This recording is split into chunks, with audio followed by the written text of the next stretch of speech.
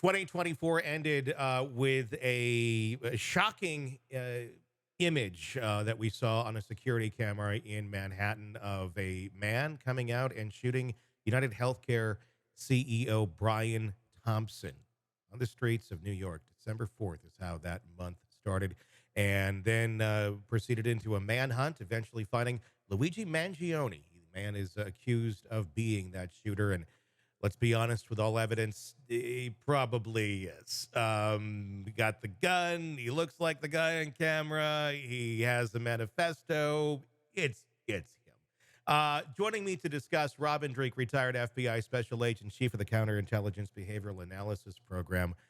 Uh, let's talk legal stuff here for a little bit. Neither of us are legal people, but Right. just trying to theorize, what sort of defense are we going to have here for this man? An emotional one. Okay. I literally think that's what they're going to be playing on with defense. They hired a high dollar defense lawyer on this one. Mm-hmm. Very skilled, very articulate. And I think they're going to be playing off that public opinion of some twisted people out there. And I don't judge, but this one I am. If you think that this was a righteous killing, like there's a lot of people that do, you got something wrong, because Yeah. there's never an answer for that.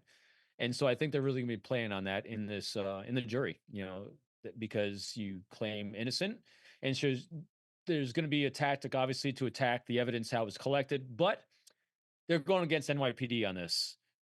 Like them, hate them, or anything else, Mm-hmm. I don't think there's a better police force in the entire world at doing that. Mm-hmm. These people, these investigators, these detectives are experts at doing what they do, collecting evidence, collecting data, going to court, going to prosecution. I mean, they have their reps down. So I think we're not gonna see any missteps on how that was done, Mm-hmm. especially since there's a huge data footprint that he left behind him of a treasure trove that led right to him from the get go. Yeah. I mean, he wasn't just dropping breadcrumbs; he's dropping loaves of bread as he walked around. Um, and so it's going to come down, I think, of they're going to go as much as they can off of jury, Yeah. what they can emotionally get the jury to hook onto, that it was reasonable what he did, or it was an emotional moment, or a heat of passion, whatever they're going to try to do. I don't know what it's going to be, but they're going to try to do it. And that's I think an interesting thing in this, because there's the craze about him is very high.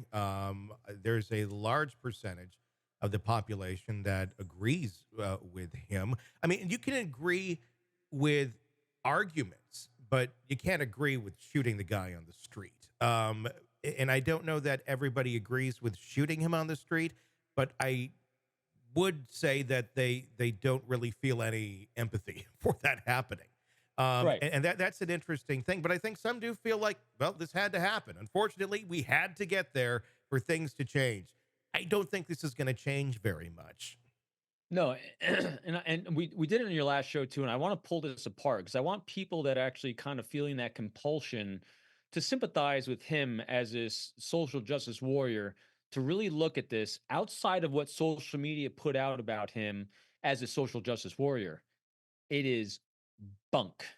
Mhm. No, he's not. So let's look at the data of someone like this. So let's do an empathetic deep dive on who he is from the data we have from what's been demonstrated before. Here's someone that grew up in a very privileged family, a lot of money. Parents made a lot of money, very I can never Philanthropic. say it.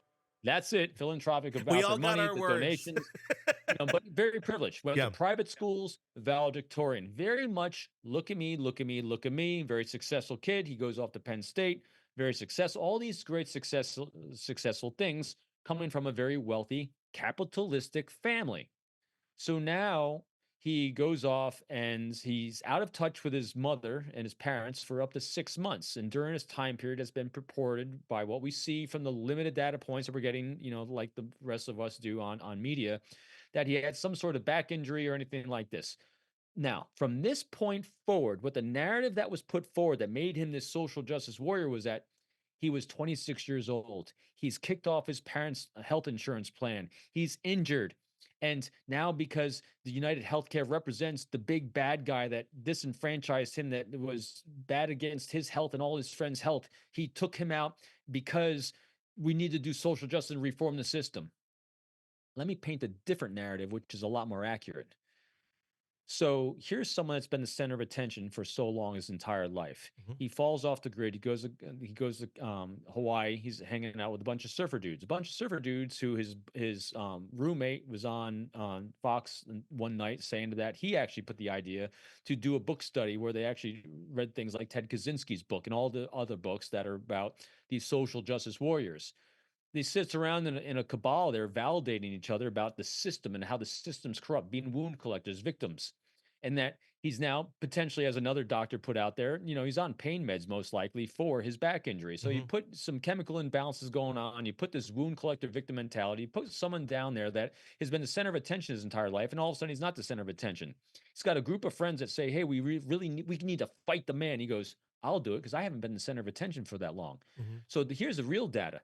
He was never part of that healthcare system of United Healthcare. So he took out someone as a figurehead, as a symbol. It wasn't personal. It wasn't even about that company. It was just about a symbol.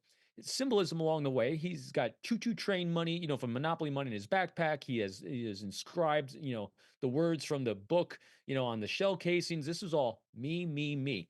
If he was actually a social justice warrior and committed to a mission of cause, he wouldn't have taken his mask down and flirted with a girl inside the hostel either. He would have been focused on what he was trying to do. But who's all just look at this. Who's it all about the entire time? Him. Mhm. Him, him. He wasn't fighting for the little man. He's fighting for him because here's another fact and data. If he had gone off his parents' health insurance, that people are saying he's just fighting because he lost his health insurance. Really? His parents are multi-millionaires, if not billionaires. Do you think they wouldn't have taken care of that back surgery? Exactly. This was all about him. This wasn't about doing some social justice. This was a narcissistic maniac acting out because he had zero ability to solve a problem in his life by doing anything but killing someone. He went from zero to kill, all about himself to gain notoriety. He looked like Bam. if he looked like Ted Kaczynski, and yes, that was a bam moment. That was great. If he looked like Ted Kaczynski, do you think the society would be feeling the same? No. And if actually he was like Ted Kaczynski, you'd never know who he was. Well, not yeah. If you're I'm saying look. I think looks actually have a lot to do Huge. with this. I mean, even if people are less empathetic about a healthcare CEO going out. I think it's sad, but the legs on this are more so because he's an attractive young man that people like. And I'm not saying that men don't do the same thing in other cases. I mean, you can look at many of them and go, yeah, this is why people are paying attention. Um, but it's just the other way around. But it is the level that people are going to with this. It's not just, oh yeah, I think this person is attractive. It's like buy merch. I mean, there's so many places Yeah. that have been shut down now, people selling merch for this. um that really just shows such a strong passion that people seem to feel this way, and it can't be ignored. That, as horrible as it is, do you think that any of these companies are going to take this maybe as a bit of a reckoning, to look at PR at the very least, or to rearrange how they do some things, because the villagers have their pitchforks and torches. They're at the castle gates. One of them got through. Um, Hmm. they're there. They're pushing on the door. How do you think that there's going to be any reaction there?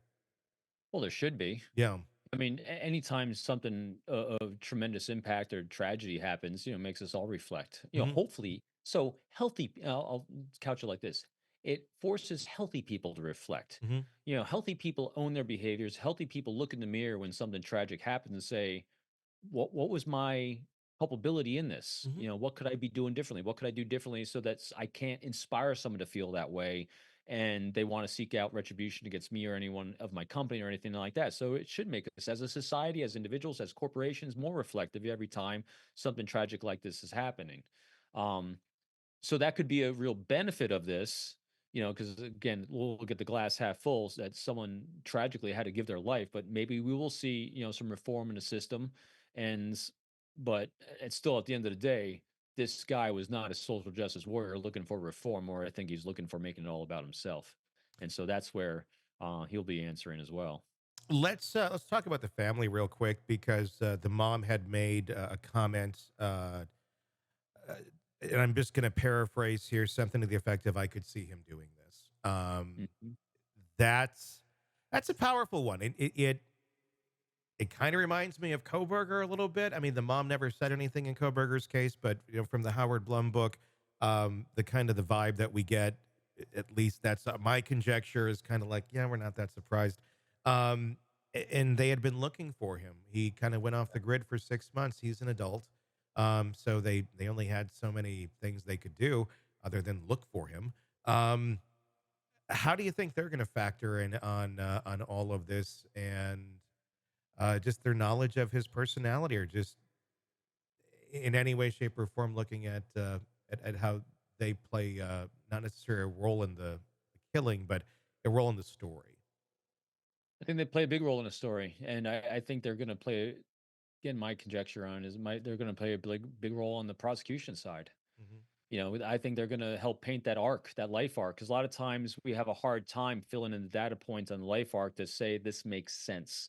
Hmm. We're always looking for doing subpoenas and deeper dives and all the people surrounding them to see why would someone do this? What's the motive? I think the mom saying things like that and being it looks like cooperative with law enforcement from the get go on this is going to give us a lot of data points up until that point. So again, very early on, you and I were saying it's Hawaii. Hmm. That's where they need to be doing a deep dive. Something went sideways when he went to Hawaii or right before there, where something was happening because where there's smoke, there's fire. And so you don't know what else is breeding out there in that little group or cabal he was part of that allowed this to happen because, you know, it's heart-wrenching, but it's good that there are parents that were actually trying to do the right thing and called law enforcement because it actually helps them stay out of hot water as well because, so here's a family, whether you judge them for having money or not, regardless, they're doing a lot of good things in their community from Yeah, everything we've seen, and so they also don't wanna undermine their great good that they're doing. yeah. At the same time, I'm sure they do care very deeply about, just like anyone would, about your boy going sideways. Yeah, and he is an adult. I think that's a key thing. This isn't like it's a 15-year-old that got Yep. dad's gun or something like that. So I mean that's a key distinction. And yeah, I mean I think this could very well be another example of the other side of the pendulum on this. Of look, sometimes there's just people that go off the rails, even if they do come from a good family that Yep. has raised them well, and they don't have a lot of trauma, and it's people can still go bad. And it unfortunately it does taint legacies and all the things that family has worked for. But it shouldn't, and I think long term wouldn't define it. But that's a tough thing for a family to go through, especially if it has been all up and up good. We're just hardworking people and we've had success. It and it could go sideways on them, but it can Yeah, also do great. They could wind up doing even greater good. And I mean, you just think of yeah, BTK's daughter, serial yeah, killer's daughter. She became, a great advocate for victims, a great advocate for survivors yeah, of serial killings and yeah, all other horrendous things. So they could use this opportunity to do that as well, which kind of fits the limited narrative we see of yeah. them. So you can see them, turning heartbreak into I mean tragedy into Harp, something yeah, good, yeah, hopefully, and it's just going to be really interesting. yeah. I'm hopeful that people are going to see the real tragedy there. No, also the fact that another key point in here is so he's surrounded by good, healthy relationships up until a certain point, and then things go sideways. Again, another great thing about human nature is we are what we consume. Hmm. Food in relationships. Hmm. We start consuming unhealthy information, unhealthy relationships, and that's when things start going really sideways on us, especially if we do it at a susceptible time in life. And I think that's what happened. Yeah. He consuming unhealthy ideas and unhealthy people at a certain time in his life, and it had a tragic event. I think this could be a really interesting example and lesson in how a very broken piece of our system exists, and that is when someone is susceptible to dangerous ideas, and the whole family knows about it, and this Mhm. person is an adult, and they kind of get into bad places. And if you are genuinely concerned and you're thinking, yeah, my kid could go shoot up a place or go after somebody, there's little you can do to get that person into any sort of mental health hold or anything of that sort. Very little as parents. Spouses sometimes have some authority, but it ultimately is up to the person that is having the episode as far as what can be done mental health wise to restrain that person or restrict that person from diving deeper into whatever they want to dive into. And the last person who wants to be restrained is that person because they don't really see the problem with their mental health. I'm going to wonder how much of a story this is about a family that has tried to help their son that they knew was susceptible to this sort of thing, was concerned, um, but really completely had their hands tied in what they could Yeah. actually do to prevent him from going down one of these roads. There used to be more safe things for this, and that was abused as well, where people would I mean people would put wives and people they just didn't like into mental health holds when there was that sort of authority. But I think we need to have something where you could find a happy medium where, look, there's evidence here. You have a whole family that does care about this person and they know something's wrong. Let's get them the help they need because they are a danger to themselves and society, not reacting. Let's be proactive and get ahead of that. But when we see all the signs and the symptoms of somebody who could do something like this. So now here's another level we've never dealt with before as well on this one. So my typical response for a murder and a shooting, especially if it's a mass shooting, like we just tragically covered with the 15-year-old that Mhm. shot up the school, is that access to firearms is a big thing that we don't, if you are on the spectrum in some way of violence, instead of trying to create another law that doesn't seem to work, just no access to firearms. Mhm. That's it. Just cut off the access. The problem here is the first time he made his own. Yeah. You can't even blame a gun manufacturer on this one. You can't blame anything. He made his own ghost gun. Yeah. So that's the new thing they're going to tackle on this one is how do you control that? Well, I guess you could do. I mean, there'll always be things to override things. So Yeah. if somebody wants to make one, they'll be able to make one. But like on a copy machine in the United States, you can't copy money. Any modern copy machine will stop. It will not work. Did you know that? No, but I'm shocked that you do. Well, I was curious one day, and and here's the I'll give a short story on this. Back in my The radio things days, that pop in my mind when you start talking is like, huh, that's interesting, Tony. here's the story on it, and it is an incident. I'm not running a money copying business out of my basement. Um, when I was in radio, like 20 some years ago, we got a color copier, and our radio Uh-huh. station had a fish tank window out onto our main street. So there's always people out there, and we would interact with them through the radio, through the speakers. And we got a color copy machine, and it was like a nice one. This is like 98 ish. So we made a fake 20 on a color copy machine and then had a string attached to it that we could pull from inside the building and run it. So the person's trying to pick up the bill and we're pulling it. We didn't want to use real money because we're poor and we're in radio, so it was fake. Right. And I was amazed at how real that looked back then. And Right. so this is 28 years ago. I was curious because I just got a new printer for photography and things like that. And I was curious today, or not today, but several months ago, how good can it do today? With Right. technology, I'm really curious. And so I tried to put one in there, and it's like, nope, can't do it, can't do it. And I looked it up to like what's going on with this, and it's in all the programming. You can't do it, which I think is great because is it going to stop true Right. money? People are doing that. No, but it's going to stop the teenager who has bad ideas and has no money from copying money and getting it out into the system. You Um, do realize that you have your thousands and thousands and tens of thousands of followers now trying this on their own printers, it won't work. I'll tell you. including me. I'm Yeah. gonna try. Well, I mean, it's a Canon. I mean, it's made for like photography and real pictures. Right. So I don't know. I mean, maybe on lesser grades it doesn't matter because it will look fake. I have no idea. I Now we have just now we have to get the caveat, folks. Don't try this at home. don't try This is this at only home. by professionals. No, and it's not. But I mean, I mean, like movies have fake money. I mean, these sort of things Right. are produced. But yeah, that was just my curiosity there on that. I don't Yeah, so even. you're saying that they should be able to come out with 3D printers that they're incapable of doing parts That's the for point. guns. That's my very long-winded point that I had to go on a Good one though. tangent about. Yes, put that into the programming of commercial ones that are out there that people easily get, and they can't, or you can hack into it, but the average person wouldn't, and it just Right. prevents those sort of things from being made. The problem is, I think it's produced in different sizes and stuff, so I guess you just bump up the. I don't know. There'd be so many ways around it. It's a problem you truly cannot solve.